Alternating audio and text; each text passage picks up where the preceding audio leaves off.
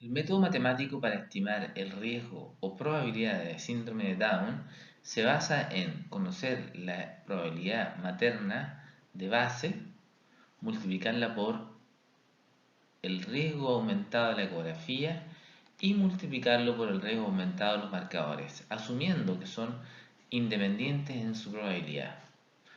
Por ejemplo,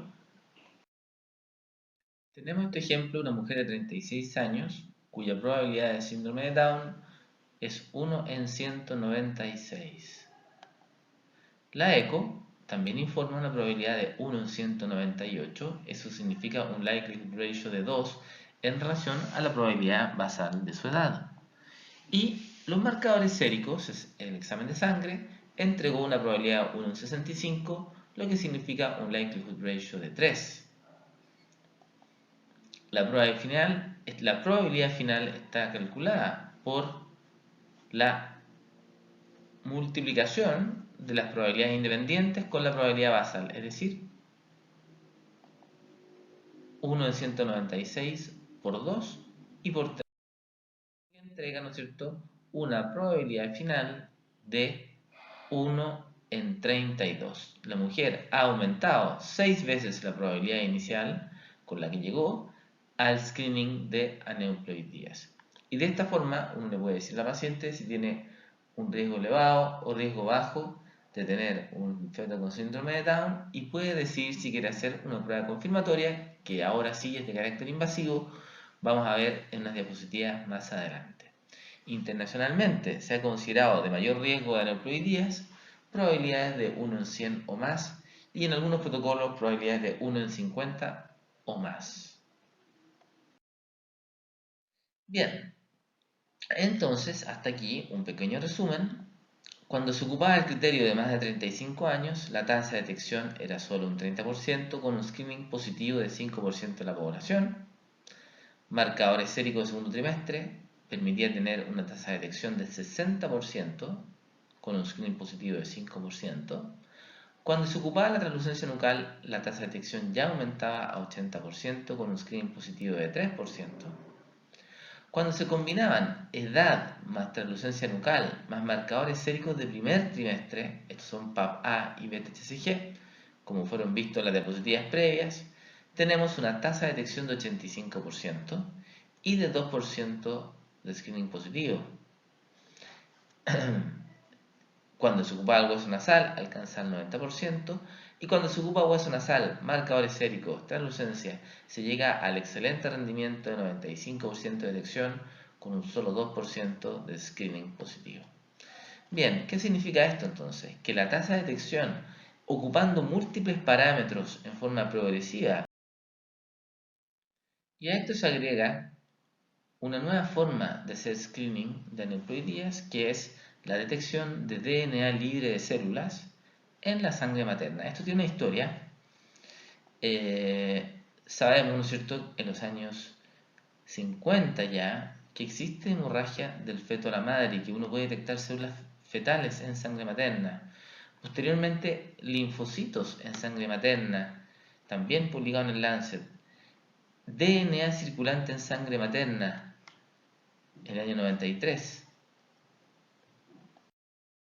Y en el año 97, ¿no es cierto?, el doctor Dennis Law publicó DNA fetal en plasma materno, ¿ya? Y esto fue publicado en el año 97. ¿Y qué es lo que hizo él?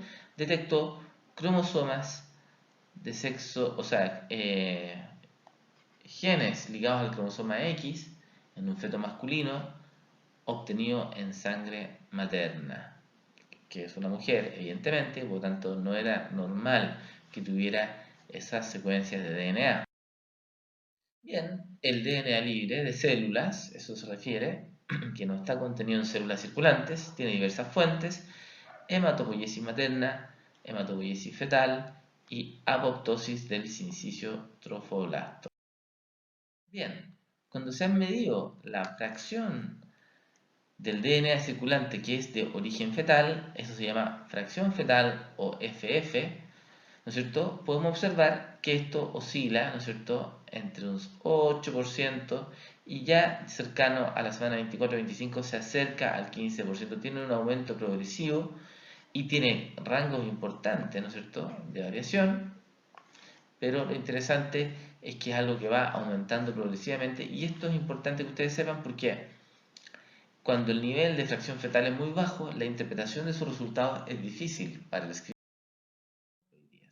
De hecho, cuando el porcentaje es bajo 4%, ¿no es cierto?, que eso ocurre en cerca de 5% de todas las muestras que se toman en las mujeres después de la semana 9, el resultado no es posible de obtener.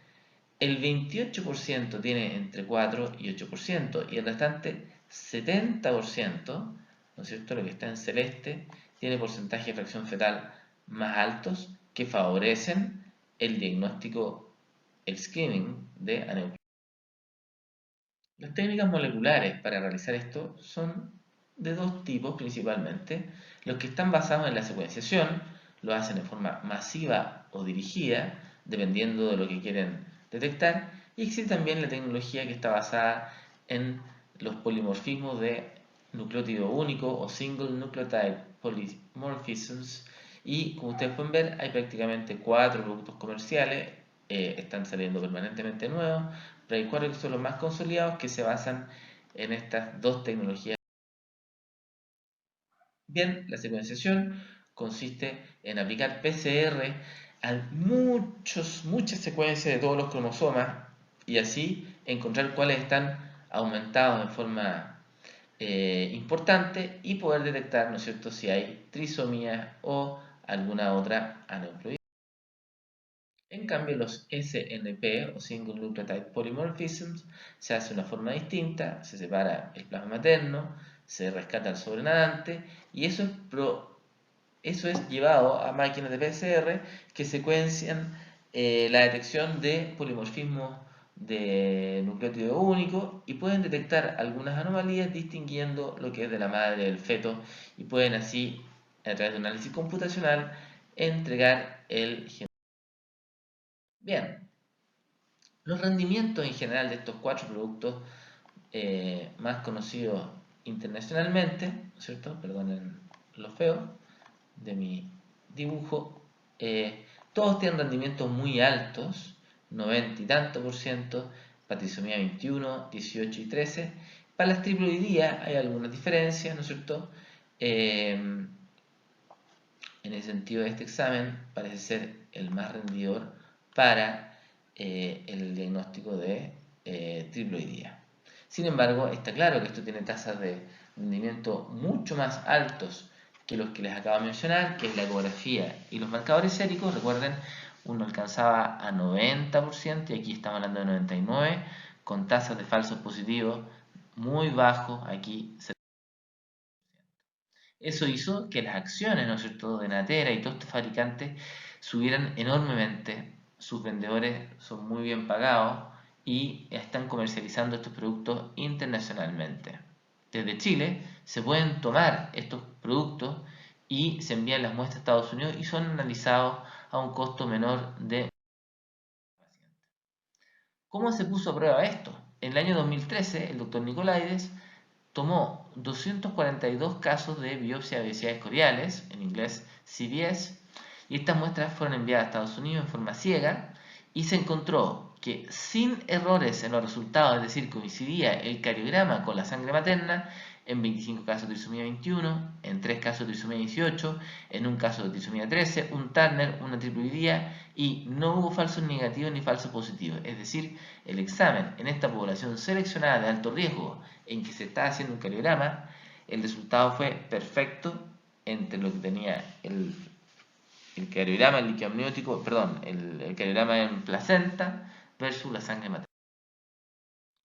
Debido a la aparición de esta posibilidad de aplicar test en sangre materna, inmediatamente un grupo norteamericano publicó la comparación de la secuencia de DNA en sangre materna versus la forma estándar de diagnóstico prenatal, esto es ecografía más marcadores séricos, y qué es lo que encontró en forma más importante, que la relación, la frecuencia de falsos positivos, es decir, que el examen salga alterado sin que haya una enfermedad, ¿no es cierto?, fue de 0,3% con DNA en sangre materna y en cambio de 3,6% cuando se ocupaba de screening estándar, lo que significaba que se ahorraban muchísimos exámenes falsamente innecesarios con esta técnica y lo que lo hacía realmente competitivo.